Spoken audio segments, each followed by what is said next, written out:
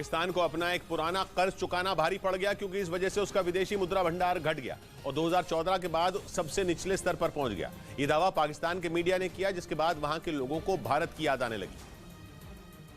क्योंकि भीख का कटोरा लेकर घूम रहे पाकिस्तान का विदेशी मुद्रा भंडार करीब $3 बिलियन यानी भारतीय रुपयों में करीब 24,000 करोड़ रुपए ही रह गया। ये सब इसलिए हुआ क्योंकि पाकिस्तान ने अपने सालों पुराने कर्ज की किस्त चुका दी।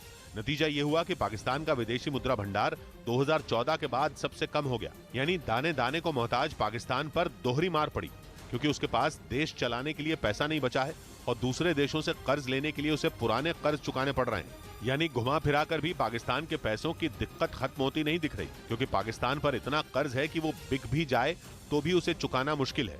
रही बात विदेशी मुद्रा भंडार की, तो वो भी दम तोड़ रहा है, जिसकी वजह से पाकिस्तान अपना आधा कर्ज भी चुका नहीं पाएगा और कर्ज नहीं चुका पाने की वजह से उसे नई मदद नहीं मिलेगी। वैसे चीन और यूएई जैसे दोस्त पहले ही उसकी मदद करने से इनकार कर चुके हैं और अब आईएमएफ भी पल्ला झाड़ने के मूड में है, क्योंकि उसने पाकिस्तान के सामने ऐसी शर्त रखी है जिसे मानना नामुमकिन लग रहा है, या यूं कहें कि आईएमएफ ने घुमाकर नाक पकड़ी और ऐसी शर्त रख दी जिसे पाकिस्तान मान ही न पाए। यानी न पाकिस्तान शर्त पूरी करेगा और न आईएमएफ को उसकी मदद करनी पड़ेगी, क्योंकि आईएमएफ ने पाकिस्तान से कहा कि वो सब्सिडी कम करके बिजली बिलों में बढ़ोतरी कर दे और अपने ग्रेड 17 से ऊपर के सभी अधिकारियों की प्रॉपर्टी की जानकारी आईएमएफ के साथ साझा करे, जिसने पाकिस्तान की सरकार को दोराहे पर लाकर खड़ा कर दिया। क्योंकि अगर वो शर्त मानता है तो भी मुसीबत और नहीं मानता है तो भी। पाकिस्तान सरकार ने हाल ही में बिजली के बिल बढ़ाकर और कई तरह के टैक्स लगाकर जनता की जेब पर डाका डाला है।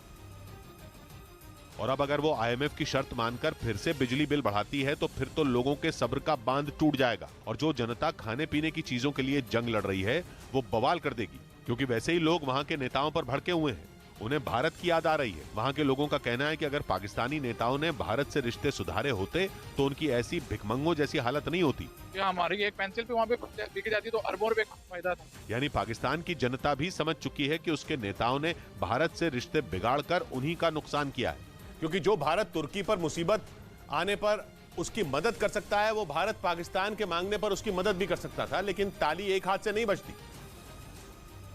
और पाकिस्तान ने तो हमेशा से ही भारत को अपना दुश्मन माना, जिसका खमियाजा उसे अब भुगतना पड़ रहा है। प्रधानमंत्री ने जैसे ही तुर्की की मदद की, वहां के लोग भारत को ललचाई नजरों से देखने लगे।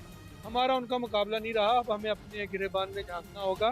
भारत से रिश्ते बिगाड़ने वाला पाकिस्तान पछता रहा है, क्योंकि उसकी काली करतूतों की वजह से भारत ने उसे फूटी कौड़ी तक नहीं दी, जबकि तुर्की की ओर भारत के पीएम ने मदद का हाथ बढ़ाया।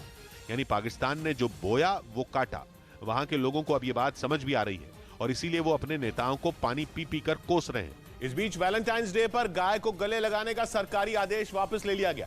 केंद्र सरकार के भारतीय पशु कल्याण बोर्ड ने 14 फरवरी को काउ हग डे मनाने के लिए कहा था, लेकिन अब उसने इस आदेश को वापस ले लिया। भारतीय पशु कल्याण बोर्ड ने 6 फरवरी को आदेश जारी करते हुए वैलेंटाइंस डे के दिन गाय को गले लगाने की अपील की थी, लेकिन 14 फरवरी से पहले ही उसने अपना आदेश वापस लेने का फैसला किया।